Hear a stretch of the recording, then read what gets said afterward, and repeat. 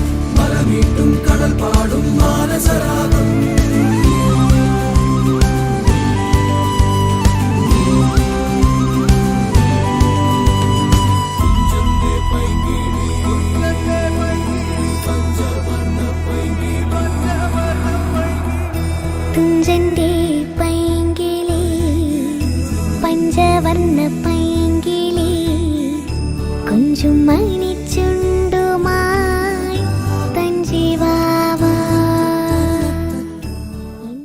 ഈ സാഹിത്യ വേദിയിലൂടെ നിങ്ങൾക്ക് ഒരുപാട് ഉന്നതങ്ങളിലേക്ക് വളരുവാനായിട്ട് വളർച്ചയുടെ പാതകൾ പിന്തുടരുവാനായിട്ട് സാധിക്കുമെന്ന് ഞാൻ പ്രത്യാശിക്കുകയാണ്. എല്ലാവർക്കും തന്നെ പല വിധത്തിലുള്ള കഴിവുകളാണ്. അത് ചിലർക്ക് പാടാനായിരിക്കാം, ചിലർക്ക് പ്രസംഗിക്കാനായിരിക്കാം.